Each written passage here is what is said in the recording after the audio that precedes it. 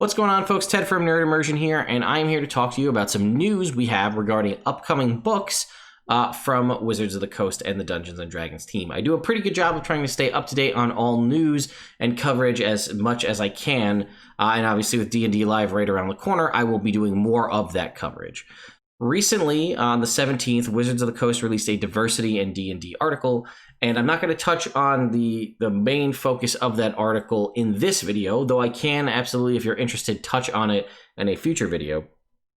The main thing I want to talk about while we're talking about D&D news and future releases is they reference a few things. There's 2 bullets in their long list on this article that touch on future content that we have yet to see. I do also highly recommend that you do go and read the article. There'll be a link in the description if you want to check it out.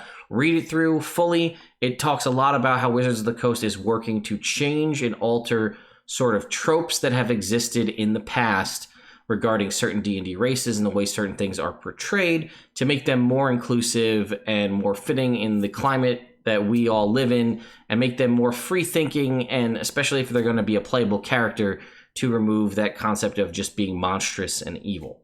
That being said, let's talk about those 2 updates that I was just telling you about. So, if we look at the article here, we're going to look primarily at these 2 bullets.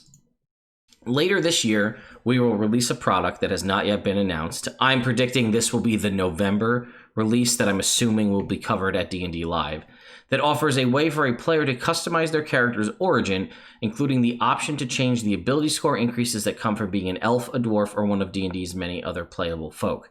The option emphasizes that each person in the game is an individual with capabilities all their own. So how do I see this, and what do I think this means? I think, essentially, they're just going to remove the hard... I don't think it's going to be a true removal. I think it's going to be a variant rule, similar to the Unearthed Arcana we got of all the different variant rules that you could choose to opt into at your table. I don't think they're going to release a book that will completely invalidate a previous book. They may do that, though, if this is the route they're trying to go. I'm not sure. My assumption is it will be like a variant rule, races with different ability scores, or something like that. And the way I understand that to be is, like, let's say I want to be a dwarf wizard. A dwarf typically gets +2 to Constitution and something else. Well, maybe now my dwarf gets a +2 Intelligence. We've actually kind of seen this going around and tying ability scores to either to classes. There was a Twitter thing going around, and that sounds like that might be what this is. So my assumption is it's just going to allow you to pick any 2 ability scores you want, a +2 and a +1, and 2 ability scores. Choose what you want. And I assume that the sub-racial features, right, like the Dwarven's dark vision and the weapon proficiencies and all that, that remains the same, I assume. But then all the other stuff will be, the ability scores will just be chosen. The only thing I don't know how it would work would be for certain races that get like half-elf gets a +2 to charisma and a +1 to 2 ability scores. Is it just going to be a +2 to an ability score of your choice and a +1 to 2 other ability scores? Same thing with the Mountain Dwarf, which is a +2 strength, +2 con. Is it just going to be a +2 to 2 ability scores of your choice? I don't know. But it says it has not been announced yet, and it's coming out this year. That, to me, sounds like a player option, which it clearly is. So that fits into my prediction of the November book will be that. The other one is regarding Curse of Strahd and the Vistani.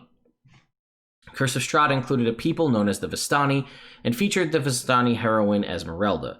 Regrettably, their depiction echoes some stereotypes associated with the Romani people in the real world. To rectify that, we've not only made changes to Curse of Strahd, which they do address earlier, and again, if you want me to cover the full article, I definitely can, but they talk more about changing stuff in it. But in 2 upcoming books, we will also show working with a Romani consultant, the Vistani, in a way that doesn't rely on reductive tropes. So what do I think this means? Well, again, if we're talking about new content, they specifically reference 2 upcoming books referencing the Vistani. The Vistani, primarily, their focus, at least from what I've learned from reading Curse of Strahd, is they have heavy ties to the land of Barovia. They have heavy ties to Strahd himself.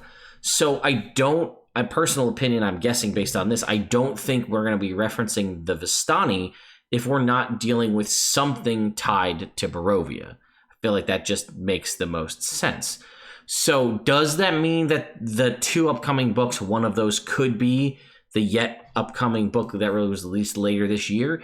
I don't think so, because I feel like the fact that they separated out those two bullets to talk about two upcoming books and a book coming later this year, I feel like they might have worded it differently if that was going to be the case. That also being said, I mean, it could be, though, the player-based resource that I'm predicting for November could, as I stated, be a Barovia, have something to deal with the Vistani. However, we did hear from Chris Perkins last year in his tweet saying like something along the lines of, and I mentioned it in another video, if you liked what I did with Curse of Strahd, you'll really like what I'm working on for next year. And originally, I had thought, like many others, that just meant if you really like the narrative style and the way Curse of Strahd was told, you'll like the book coming out next year, meaning this year, which I assumed was Icewind Dale, Rime of the Frost Maiden, because that was the adventure path we knew to be coming out, and I assumed that meant that it has a similar storytelling style and the way things are written to Curse of Strahd. Well, now we know there are two upcoming books that involve the Vistani, so that might mean instead of like Curse of Strahd, which is an adventure set in Barovia, perhaps we'll get a true Barovia setting or a Ravenloft setting, like a campaign book, similar to Explorer's Guide to Wildmount or Eberron Rising from the Last War. This will be a true book to set the scene of a Ravenloft campaign, possibly, or maybe a Ravenloft campaign book, part 1, and then an adventure path set in there as part 2. That could be the two upcoming books. The book could just be about the races of the world of Dungeons and Dragons, and it talks about like humans, and you have Rishemi humans and Netheril and all these other different kinds of humans, and you have different kinds of elves, different kinds of dwarves, and maybe a subsect of the human there is like human Vistani, or I guess Vistani are their own technical separate race, so maybe it'd just be Vistani, and maybe Vistani have their own stat block that have their own ability scores and abilities that you could get, like the curse, the Vistani's ability rather to go in and out of Barovia at will, right? That's a thing that Vistani can do. That's one of their kind of their inherent things, is they're able to leave Barovia. So maybe that's something that you could do. I don't know. So it's two books. So I got to imagine one is like a campaign setting. And again, the other thing, it says into upcoming books. It doesn't necessarily mean there are two books coming out. The Vistani could just be referenced in the book. So maybe it is the book coming later this year, and Vistani are an option for a new playable race, which actually would be really cool, and I would really enjoy that. So that's pretty much it. It's not too much news. As I stated before, I highly recommend you read the article. There's a lot of good stuff about how they deal with reprintings and how they're going to use reprintings to fix and remove any kind of racially insensitive material, as well as how they're going to be taking the orcs that are in Volo's guide and kind of treating orcs going forward more like the Eberron and Explorer's Guide to Wildmount orcs, which, as we've discussed in previous videos, are not only better in that they're the lore behind them describes them more as not just inherently evil and free-thinking creatures, but also is honestly statistically a better option, gives you better abilities.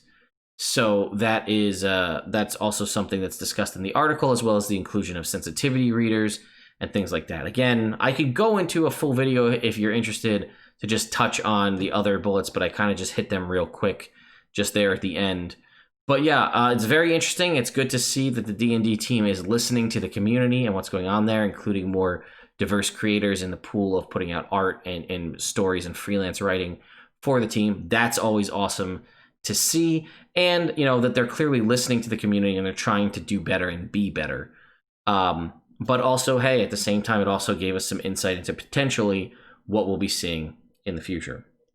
So thank you all so much for watching this video. It was just kind of a short update video. I will tell you, as just a reminder, to stay tuned to the channel, because I will be covering as best I can live, whether it be live tweeting or trying to make videos as soon as possible regarding the D&D Live 2020 stream, covering the product-based stuff. The gameplay and things will also be interesting, and I'll be watching where I can, but I'm going to be focused more heavily on the new products to get you guys as much information as I can as soon as we can get it to cover. Is, Icewind Dale, Rime of the Frost Maiden indeed going to be the name of the new adventure path? Is that coming out in September alongside some sort of dice set? Will we get a new player-based resource in November? Is it going to be called Laurel Silverhand's Explorer's Kit to go along with the dice set that I still think they kind of released a little premature? Will it be something completely new? Will it be a Vistani-based book? Will it be, whether it's tied to Esmeralda, whether it's Van Richten?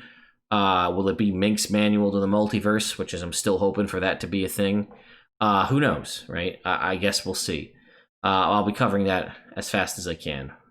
So thank you all so much for watching, and I'll see you next time.